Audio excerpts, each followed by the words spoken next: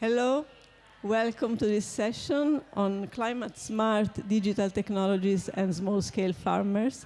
Thank you for being here in spite of the time. We are connected with our two remote speakers. I'm Valeria Pesce. I work for the Global Forum on Agricultural Research and Innovation, GFAR. GFAR is a network of around 900 members. It's a multi-stakeholder membership-based network. And we work through collective actions with our members. I will not say a lot about what GFAR does and all the activities, but just to explain why we're here, also to give a reason to why we proposed this session.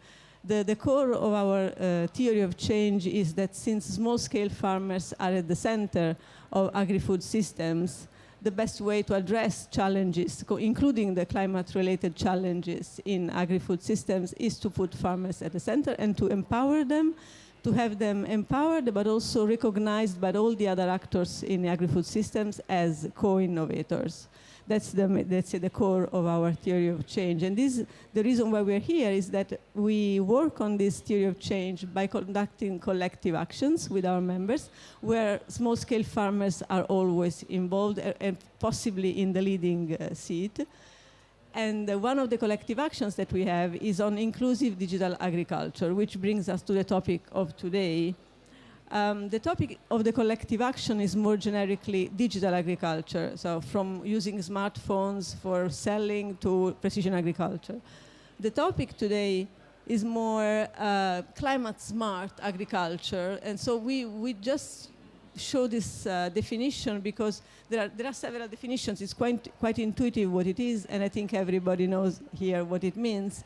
But this definition in particular highlights the data-intensive and the precision dimension of a climate-smart digital agriculture. So these technologies help to adapt to changing environments by harnessing the precision, rapidity, and consistency of data and analysis. So it's not just the use of a smartphone, but it's really the data-intensive and precision agriculture. And starting from this definition, the way we are framing the discussion today, this is, let's say, 4 statements, perhaps a little too schematic, a little also exaggerated, but they are the statements that we are using to frame the issue before the panelists discuss.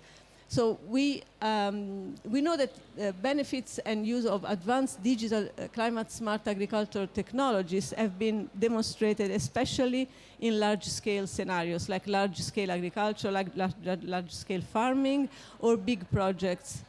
And on the contrary, we know that, it's not the contrary, but we know that small-scale farmers are the ones that are facing the biggest challenges with the consequences of climate change, and the way they adapt and the way they mitigate the consequences of climate change affect the whole planet. So since they are the vast majority in the world, but they don't use much these advanced technologies, or in some cases they don't use them at all. The discussion today will be, is this a problem? Is it that small-scale farmers should use these technologies more? Why? What do they say on their side? So I'm going to start now. I'm going to introduce our speakers. And first I will introduce the two that are here, and they can come to the stage. So I know them, but I will read them, their job titles to be precise. So we have Irish Bagilat. Irish is the coordinator for the UN Decade of Family Farming and Women Farmers Agenda at the Asian Farmers Association for Sustainable Rural Development. Thank you, Irish, for being here. Then we have another person here on site, Heitor Dall'Asta, Conservation and Climate Finance Analyst at Citaui, Finance for Good, and also the Brazil country representative for the Young Professionals for Agricultural Development Initiative, WIPARD. Then we have 2 remote speakers. You can show them here. Let's start with Viviana Palmieri. Yes, hi Viviana. Viviana Palmieri is Technology and Innovation Specialist at the Inter-American Institute for Cooperation and Agriculture, IICA. And then we have Tembani Malapela. Tembani is team leader for the Innovations for Digital Agriculture at the Food and Agriculture Organization of the United Nations. Thank you, Tembani, for being here. Thank So you. we gave an idea of the topic before in the slide before. I'm asking our speakers now one by one to just give us, before answering any specific question, to give us a first statement, just reacting to the definition that we gave before, to the statements that we gave. Just give us a 1 minute short statement, even blunt, even, I don't know, provocative. Let's say over to you, and I would start, let's say, with I don't remember the run of show. Let's start with Viviana.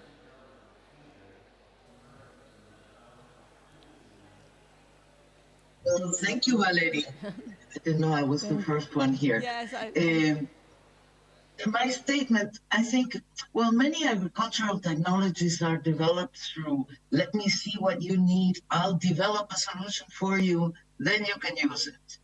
But this seldom works, especially not for small-scale producers. Using these linear approaches for digital climate-smart technologies brings a lot of risks. First, if the technologies are not adequate for the farmers or their context, they will not be used, and they are risking the opportunity to improve farmer service. And also, digital technologies always create a risk of widening the gaps between small-scale and industrial farmers because of their differences in connectivity, access, and capacity.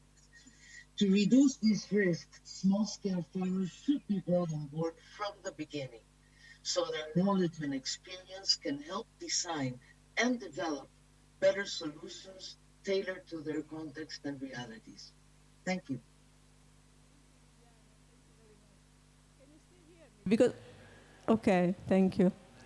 So let's move now to one of the panelists here, Irish. Would you like to give us a short statement? Thank you. Yeah, thank you, Valeria. So I wanted to say, I think we have heard, since last week, and we have been hearing this in the past, that we are in the middle of multiple crises, and that smallholder farmers, fishers, pastoralists are vulnerable to climate change impacts. And if digital technologies are being proposed as solutions to adopt and to mitigate climate change impacts, then as smallholder farmers, we need appropriate solutions. We need real solutions in this crisis that we are all in.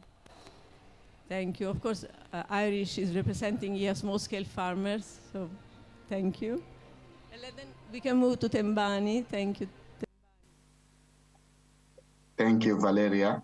I just echo on my fellow panelists. Digital technologies and digitalization can really open more opportunities to our small-scale farmers if applied appropriately. I say if applied appropriately because when digital technologies or digitalization is not brought nicely to small-scale farmers, it can push them away from the market. So what do we have here as issues that are arising? We have our small-scale producers. I use word producers also to encompass other land-based agricultural activities such as forestries and fisheries, in the sense that they might tend to alienate our farmers. For example, most of these professions are held by old age people. When we bring digital skills, digital technologies here, there is a risk of not having the skills, the appropriate skills that are needed. So introducing digital technologies to farmers and small-scale farmers imply that we need to reskill them on the technologies that are needed. Secondly, and lastly, the digital technologies should consider the farmer at the center of the innovation. Thank you, Tembani. I see that your statements are quite aligned, I would say. Heitor, do you want to give us your statement? Yeah, thank you, Valeria, and thank you all panelists too. I think we'll make core on these statements. I would say that climate smart agriculture should be very useful in some cases, but in very specific ones, that we need to have a lot of attention if we are not running away from our real problems. And when we are talking about climate adaptation, climate mitigation on agriculture, on the climate emergency, we really need to pay attention because this needs to go side by side with the transformation of agriculture. And the transformation of agriculture really goes far away or on a different direction from the industrial agriculture that was the one who bring us here to the climate emergency. So I will talk specifically about youth and agroecology, Latin American agroecology perspective. And in this sense, our goal is to increase, to enhance our socio-ecological resilience. So that would be our point. Thank you also for bringing in the perspective of agroecology and from the youth. Thank you. So before now, you gave us this question, these statements, and we have now. Should I do anything for the videos? Or we have a short series of video clips. Since we are talking about small-scale farmers, and we want to show, we ask them, they said this video are the results of interviews where we ask them what is the most successful use that you make of digital technologies. This is basically to ground the discussion in what actually the small-scale farmers do with digital technologies before we speak about climate-smart technologies. Can you show the videos? Thank you.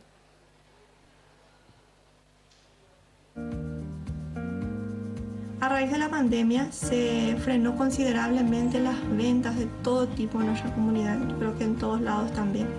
Es ahí donde empezamos a buscar formas o nuevos métodos y usamos las famosas TICs, que son el uso de la tecnología. En mi familia empecé a utilizar esta herramienta desde mediados de la pandemia porque ya iban terminándose un poco los ahorros. Todos estos productos traíamos ya directamente para su comprador. Empezamos a utilizar esta estrategia en mi familia para llegar a través de esto a más compradores, consumidores de la ciudad más cerca que es São Juan. Nesse caso, a gente traz a tecnologia para desmistificar esses argumentos que o pessoal usa que ninguém consegue trabalhar. Eu mostro na prática que tem possibilidade de trabalho sim. Nos lugares que eu mais gravo sobre hidroponia, no canal Hidroponias com Wagner Canal, a gente está sempre com o celular gravando e passando para os amigos sobre algumas perguntas que eles trazem para a gente manda a resposta em vídeo. Ou a gente já joga no YouTube para que quando a pessoa pergunta para mim assim, Wagner, como que eu faço? Pessoal, lá no canal tem essa resposta e eu mostro na prática com essa ajuda que a gente tem, que é o celular hoje. ari ku isoko icyambere ni ku musaruro, ni gute n'umusaruro ushimishije kandi neza. Icya kabiri ni gute nshobora kugera ku isoko nta mumamyi uje hagati yanjye n'urabigura bwa nyuma. Ikindi cya gatatu nuko kigufasha ikoranabuhanga ridufasha guhura n'abandi dukora bimwe tukunguka byinshi. Nkabona bangoro bakagombye kwashishikara gukora bwa buhinzi n'ubworozi ariko banareba gukoresha cyane ikoranabuhanga. Lo que me llevó a capacitarme fue la necesidad de ver que tal vez capacitándome iba a lograr herramientas para nuestra comercialización. Y un poco también la inquietud, la ansiedad de saber el mundo de digital que íbamos a encontrar con esta tecnología, con muchas herramientas. Eso fue lo que me llevó. Cuando comenzamos a trabajar en conjunto con las organizaciones, vimos que necesitábamos capacitar. Como productora familiar, vi muy necesario lo que era la tecnología, el poder estar en contacto, el poder llegar a otros lugares y a otras distancias. Lo que es la tecnología nos ayudó a hacer nuestras gestiones a modo de banco, del Banco República de nuestro país. Lo que son el cambio de moneda o directamente hacer pagos sin tener que movernos de nuestra casa. También el registro animal. Todo esto ayudó a que las capacitaciones nos dejaran de tener aquel temor de usar estas redes y que pudiéramos hacer algo equivocado. Bueno, nos ayuda a tener más confianza en nosotros mismos. También hacer un movimiento en un banco también lo podemos hacer. Podemos comprar insumos, ver la variedad de insumos que hay en el mercado, semillas, hacer consultas técnicas del acceso a la computadora también lo podemos hacer. buri gitondo iyo mbyutse nk'urugero ngomba kubanga ariko umunsi uririrwa gute ese imihindagurikire y'ikirere ite muri zoning indimo y'amajyaruguru bikamfasha no gutegura ejo ese abahinzi ko ntushaka kujya kurarika abahinzi ngo bakorane n'abakozi bahoraho uzikeje imvura iragwa. So we had many of these interviews. We selected these because they are specially representative. The others, we were looking for the most advanced usages actually of digital technologies, and this is what the farmers said. So these interviews were conducted partly by COPROFAM, the Association of Family Farmers from the expanded Mercosur in Latin America, and partly from FAO, the one in Rwanda. So I would ask a question now to the panelists. Given these interviews where we have seen that most of the usages are about selling, they're about buying, or about receiving information, which may in a way have to do with climate change challenges, but I'm asking our speakers, how do these videos relate to your experiences? In Europe, does that confirm what you know about farmers and experience with small-scale farmers? And also tell us also the projects or the initiatives, the context in which you have learned this. And if you want to say something also on why you think this is, why they're using this specific, they're making these specific uses of technologies and not others, like climate smart, advanced climate smart solutions. So in this case, I would start with Irish. I'm changing the order a little, sorry. Yes, thank you, Valeria. So, yeah, as we can see in the videos and interviews, that most of the digital tools that farmers are using are actually what FAO calls the digital tools within the extended value chain, like e-commerce, digital extension, and digitalization of some of the processes. And we can see in the video that none of the farmers interviewed are actually using what FAO called the hard tools, which involves robotics and sensors, drones. And our members, when we did some consultation, it also confirms, it's very similar that most of our members are using and taking advantage of ICT in disseminating information to their members. In India, for example, with the Self-Employed Women's Association, they use digital tools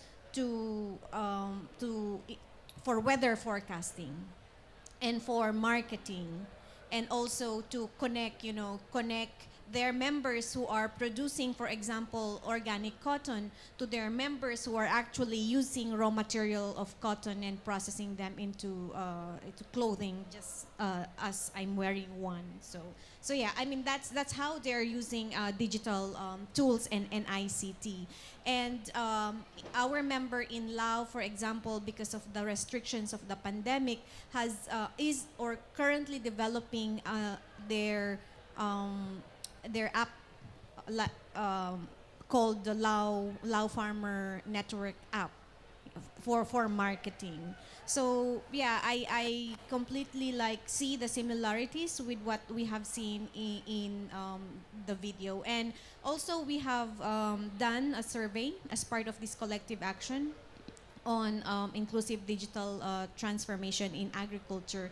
And the top three, when we asked the farmers who participated in the survey, which of the following activities can be enhanced by digitalization or digital technologies, the top three answers are to receive early warning systems and information about climate change. Second, to detect diseases. And third, to make better use of water and other agricultural inputs. So yeah, that's from me.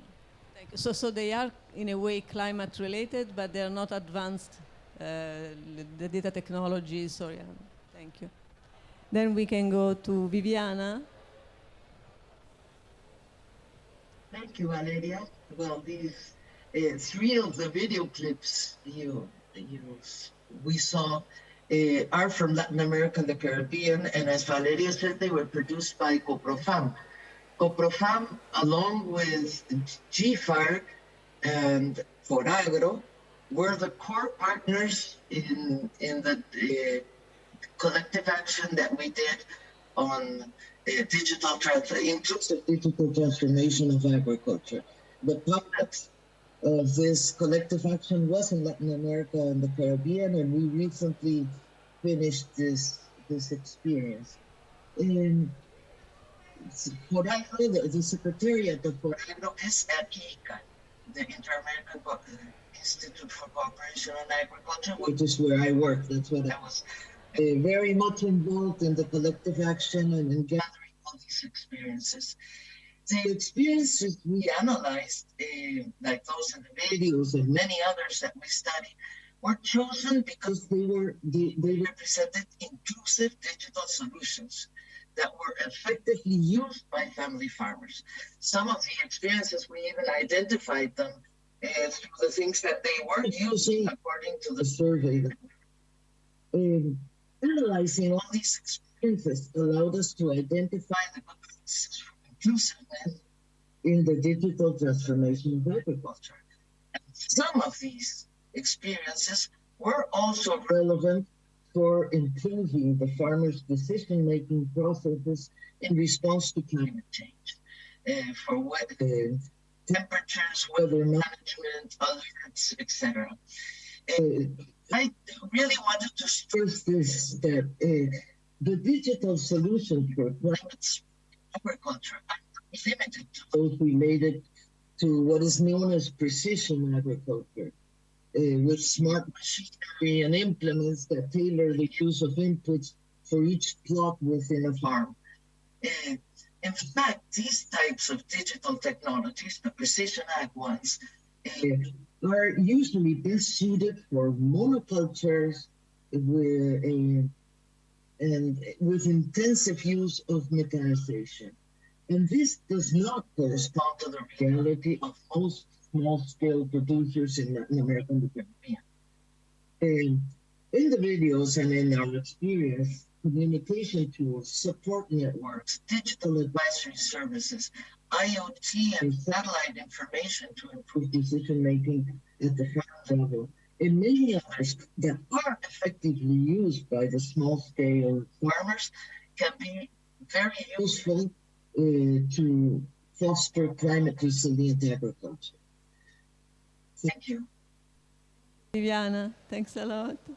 Heitor, do you want to give us your views? Thank you. Thank you, Valeria. I would say that as an economist, we have kind of an internal joke that forget your backgrounds, you need to learn how to answer depends. So this is kind of a thing to say that you have to have a critical view in a lot of points.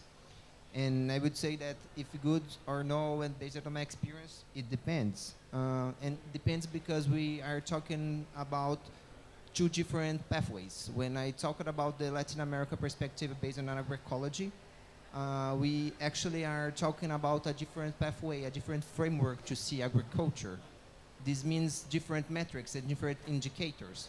On one side, when we talk about industrial agriculture, the dominant and the main agriculture that we have nowadays, we are talking about the green revolution and the monoculture, the intense use about innovations, the intense use about machines, the intense use about insumes, chemical insumes.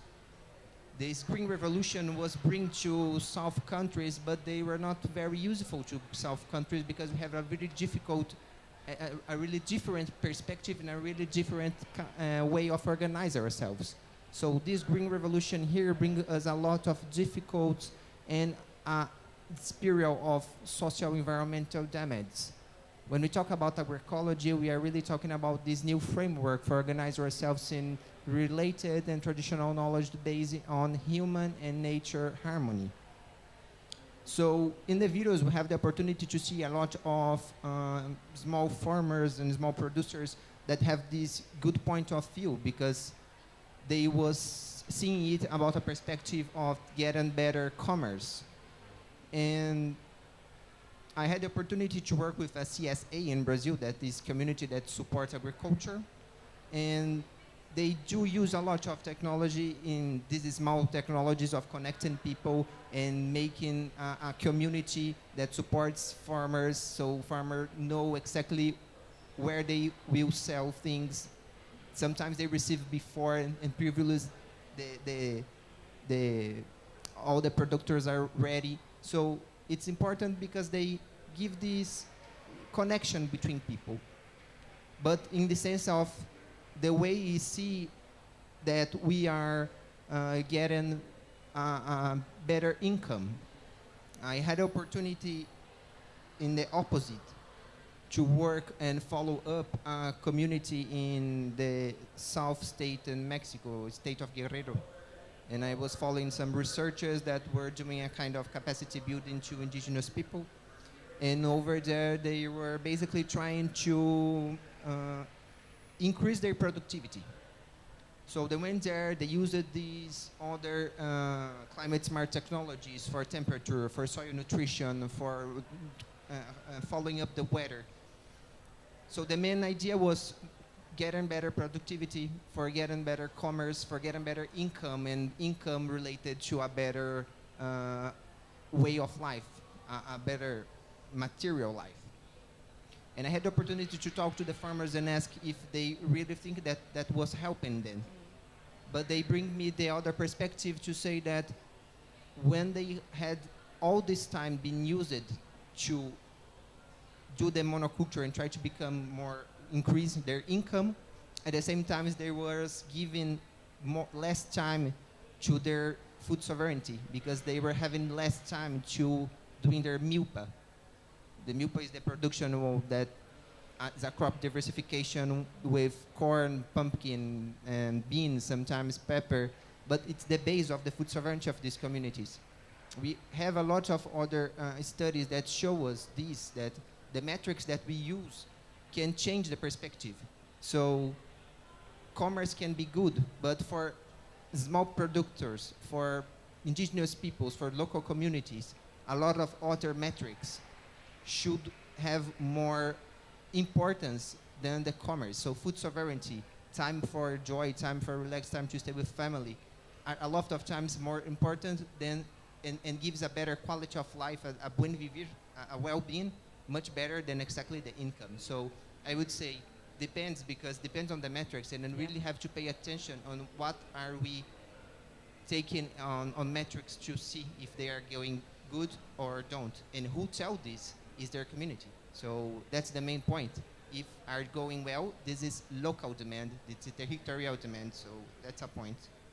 Thank you. This is indeed also linked to what we were saying about the reason why we have these collective actions where farmers are in the leading, let's say in the leading seat, or anyway strongly involved, is exactly this, because they would have to set this matrix in the end. That's the reason. Yes, Tembani. Thank you. Yes, I will echo a bit with what my panel said. I think that from my experiences, I agree with the videos of the farmers. And one of the things that you would have noticed from all the videos is that they are all attesting to the value of technologies in their operations. We have seen a lot of proliferation of technologies and applications that farmers can use. But I must hasten to say that most of these solutions are on the farm practice. They are the ones that help the farmer and market access to information. If these solutions have to be very useful and also have to permeate within the smart agriculture, they have to be low-cost technologies with a high impact. What do I mean here? Yes, it is nice to have the latest technologies in IoT, in artificial intelligence and all that. That is beautiful. But the entrance point for the farmer is what can they use specifically for their operations. Give an example of what we saw in Bangladesh, a very simple telephone-based system to control irrigation, where a farmer sitting in the comfort of their home can trigger an irrigation system based by very, very simple situations. These are the kind of impacts that will be needed by small scale or smallholder farmers, because they do not have a huge capital base to attract very high precision, sophisticated solutions, because they might not have enough resources to do so. Secondly enough, I liked very much one of the videos, the farmer also mentioned the issue of training. Yes, in some cases, the solutions can be developed with the farmer at the center, but the farmer might be the forgotten part of the equation. So we don't need to forget the farmer. We need to put the farmer at the center. So if smart climate agriculture technologies have to be implemented, they have to be very farmer-centric. One of the challenges of the smart climate-based agriculture solution is to get data that is on-farm useful. On-farm data is very important. For example, let's talk about a weather station on the farm or a weather prediction on a small location. For that, we would need very much to be able to generate data that is meaningful and useful for the farmer. So how can we, in my own view, think we can upscale such solutions? I think we should be able to take the farmer as this data supplier, but also take the farmer as the consumer at the same. What do I mean by this? What I mean by this is that if a farmers in a small location could contribute into their data hub and then able to get a processing from that data hub, they will be able to generate solutions that are very useful to on-the-farm situations in their location. Over to you. Thank you, Tembani. Indeed, the issue of data is actually an issue that would bring us to a completely new discussion and a big discussion on how the farm data can be used and misused and can be owned by the farmers or by some other actors. But thank you for bringing that up. So now we were thinking, before moving to the second question, we wanted to try, even if we have a very reduced audience, to have a quick poll. Do I have to put it up or the next slide with the poll? Okay.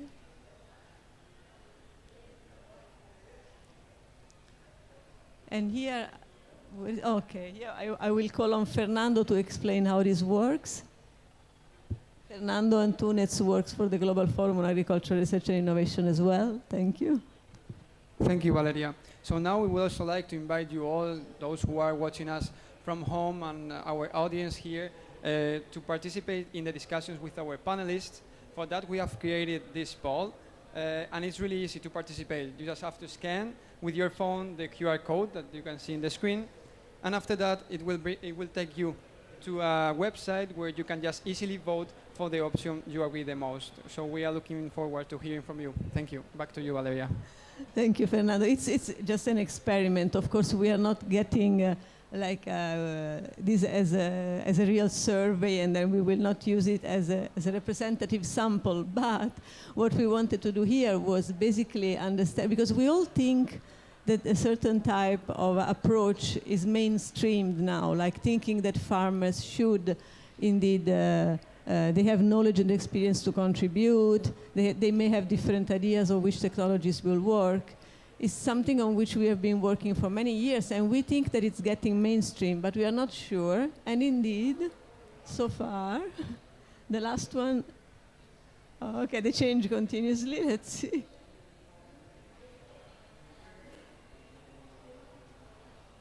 Okay, we will leave it up for 1 minute, perhaps. Because the first two sentences that we had were the most obvious ones. We know that these technologies, we think that small-scale producers should use these technologies. But then the fact that small-scale producers may have different ideas, and the fact that they have knowledge and experience to contribute to us, was what we wanted to test. And we see that the result is actually that so far they got the most votes. So thank you. And also starting from this, I'm going to the second question, because this poll was also useful to introduce the second question for our panelists, which is, okay, if this is the situation, is this something that has to change? So do we really think that if farmers are not using these advanced climate-smart technologies now, they should, because research has shown that they help with climate change? So, and if so, who are the actors that should do something or can do something? And since the discussion is about small-scale farmers, should we listen to them? Should they tell us? And how should we have a more participatory approach? That would be my general question to all of you. And this time I would start with Tembani. I think yes, to your question, I think this should change. The farmers should be able to use these technologies. At the end of the discussion, the farmers are the ones that are affected mostly, especially the small producers, by the effects of climate change.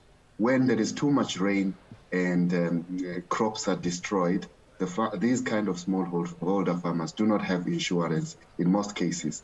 When it gets so dry, they are the ones who lose a lot. So how can technologies, help? These technologies can help in the forecasting to help these farmers to do so.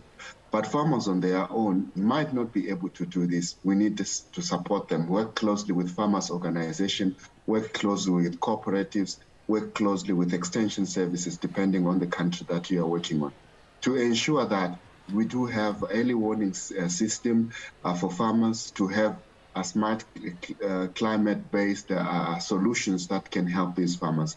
Because as we also have seen, we are living in a situation where climate is going to be the most unpredictable of our times.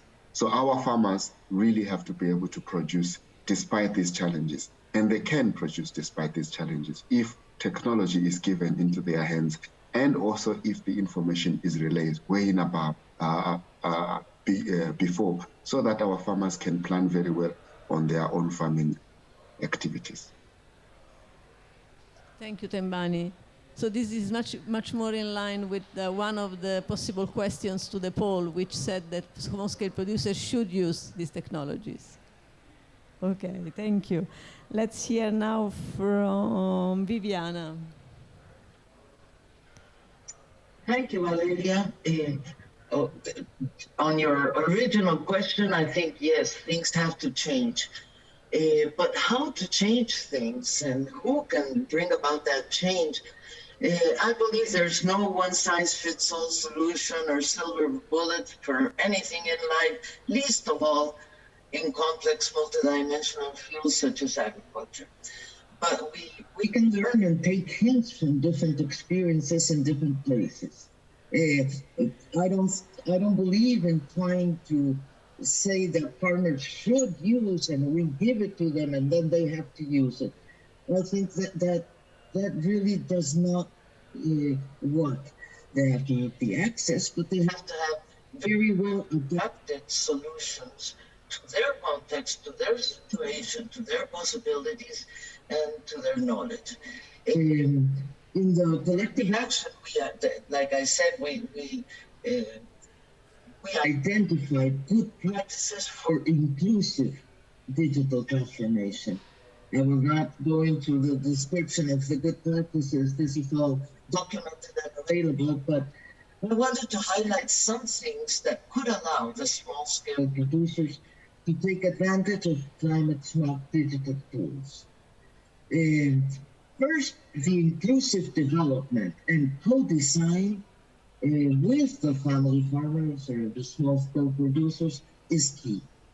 We had several examples in which this was the case, that the participatory approach allowed very good options, solutions based on knowledge that came from all the different sources, from the scientists, the academia, and the farmers themselves. When farmers participate early on, in the early stages, to tailor the solutions to their needs, the response to the climate emergency is better, and the possibilities of having good impact with the solutions whether they be digital or not, is improved. Second, we found that collaboration and associativity were basic for inclusive digital agriculture. The farmer organizations, associations, cooperatives make it feasible to implement digital solutions that would be impossible for individual farmers. Well, a good example of this was the women-led cooperatives in Uruguay that you saw in the video clip. Third, favoring solutions based on technologies and tools that the farmers already that are available to the farmers is a no-brainer. You can promote other technologies with time and capacity building and better connectivity and public policy, but beginning with, for example, using the chat apps that people already use has proven very good. For example, in the technical agroclimatic committees, there is a CG initiative. They used apps such as WhatsApp to share alerts and agricultural recommendations for each zone and crop, taking into account indigenous, academic, or scientific knowledge. Also, many data-intensive advisory services take advantage of these apps. They're not limited to using WhatsApp, but they take advantage of the use of WhatsApp to improve the outreach of the different solutions for climate smart agriculture. We also saw that having offline functionality allows the use of digital tools in rural areas with connectivity issues. For example, there's the digitalization of small-scale agriculture initiative that started in Honduras by the Zamorano. They developed soil moisture sensors that can function offline and that really improved the way the decisions were made to respond to the climate variability. Finally, empowering small-scale producers and organizations is very important. For example, capacity building is a key element. Everybody has repeated that, but it is key not only to use the digital tools to take advantage of them, but also to be able to participate in their design from the very beginning.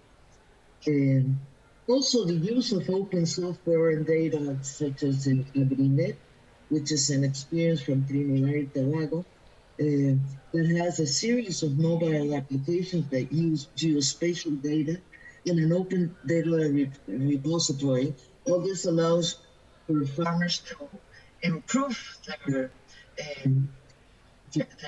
outcomes, and even in the face of climate change and climate disasters, such as in the Caribbean. Thank you. Thank you, Viviana. And indeed, this document that, I mean, some of the good practices that Viviana highlighted here are in a document that we published. At the end, you will see the email address of GIFAR, and you can, if you're interested, you can ask us, and we can send you the document. Heitor, I will pass to you now. Yeah, thank you, Valeria.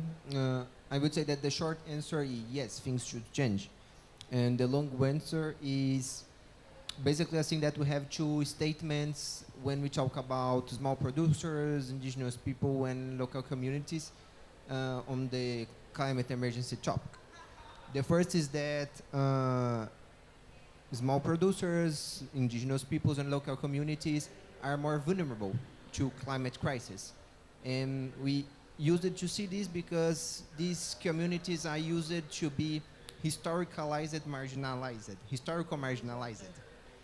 And this means that when we go further and getting faster with the traditional agriculture, these people in these communities were going to worse lands, worse soil nutrition spots, with more difficult access to resources, with more difficult access to income, and with almost none participation on the stakeholders that make decisions in the political and on the politics. So this is one side. And when we try to see only on this side, is when we as humanity or as academics or specialists always see them as vulnerable too. So we take as we have all the options, as we have all the answers to them. But the other statement that we need to have real attention is that at the same time, these communities are the ones who have the highest capacity of innovation for mitigation and climate adaptation. And that's because they have a real important traditional knowledge and knowledge, territorial knowledge about their own environmental. So they are the communities that have been there for 100 of years, for families to families. So they know about the weather. They know that the weather is changing. They know indicators that the weather is changing. They know how to resource management. They have a lot of Criollo seeds that are in their land use, in their landscapes a long time. So they have seeds for dry seasons, for rainy seasons, for different types of soil. This is a social biodiversity that are very important. At the same time, they organize themselves in a much more polycentric way, in a horizontal way.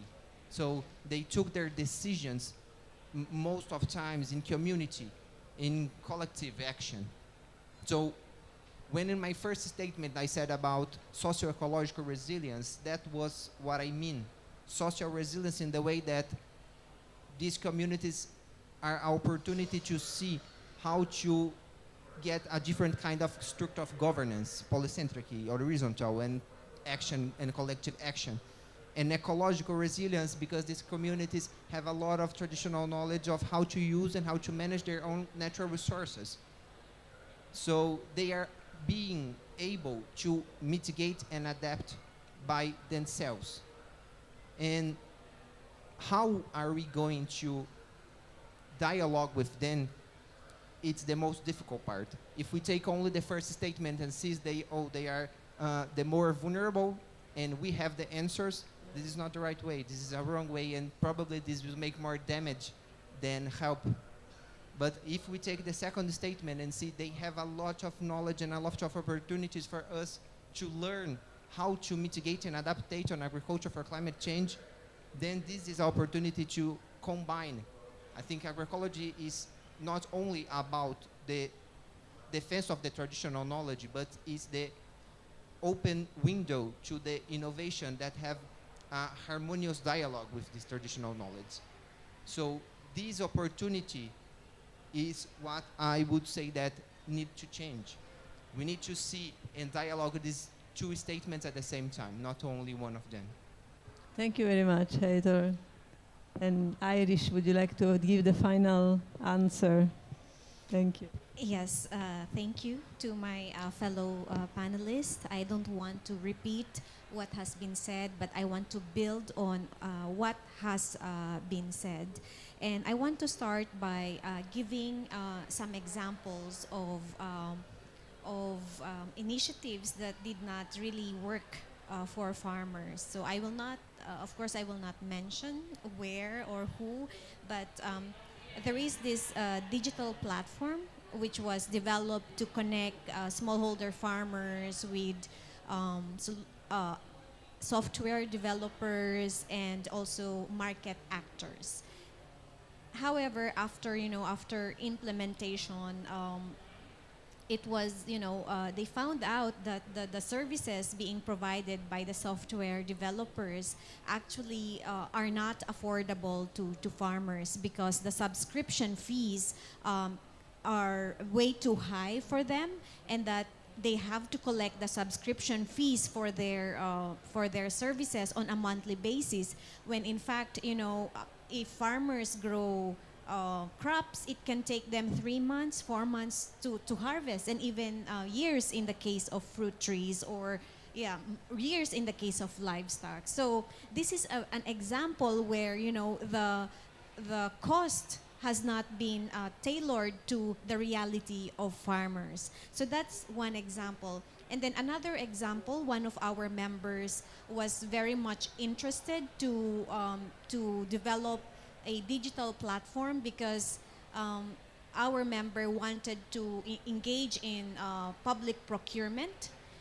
And so they want to establish this digital platform where they can really collect data from their members. And when they approach a software developer, the cost is around $862,000 US dollars.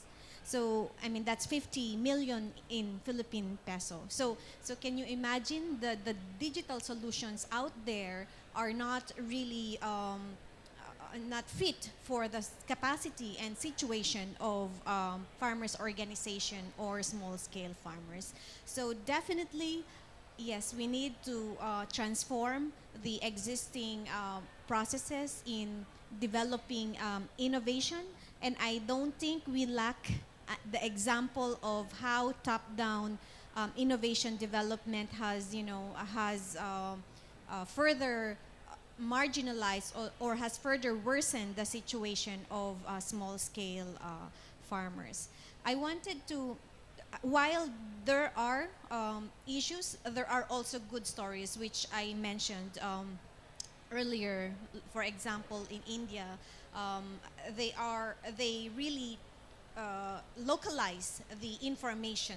They have translated the information in diverse language so that these information are transmitted through digital platforms to all their members. So these are the realities of farmers that need to be heard by, you know, by maybe business people who are engaged in developing innovation, by policymakers who are enabling, you know, the environment for digital technology to thrive, and for development partners who are also financing or investing in digital agriculture transformation. And I want to agree with what has been said on indigenous knowledge. How can we integrate them in, you know, innovating digital technologies? Because we know that there are valuable indigenous knowledge that will help us actually adapt and, you know, mitigate climate change. So I just want to end with some of the information that we have collected during the survey while this is still ongoing. We asked what are the key challenges for the small-scale farmers, for our members and partners, why they are not able to really make use or take advantage of the available digital platforms or digital technologies. So the first one that came out is the internet connectivity. So access to stable internet connection. It's, you know, we know that it's still a problem in many rural areas in Asia. So that came out as one. And then second, the services are not affordable, or the technologies, digital technologies are not affordable. And third is on the lack of skills. So I hope these challenges, you know, if they are really considered by the policymakers, by the private sector, and by the development partners, then, you know, we can really say that digital technologies are real solutions, or it can really help us in the multiple crises that we are in. Thank you very much all. Now, I think, as Fernando was telling me, there is no space for questions, but we will have a final slide after this one, where we will see our email address, and you can ask any questions, of course, by email. I want to thank our speakers very much. I'm not even going to summarize, because I don't think we have time to summarize, but this is just a discussion actually to open the issue, because we didn't give final answers, of course, but the collective actions that we run at GFAR are exactly for this, to discuss together, and then, let's say, design the solutions also together, in this case with the small-scale farmers, of course. So thank you, Tembani, thank you, Viviana, thank you, Heitor, and thank you, Irish. Thank you very much.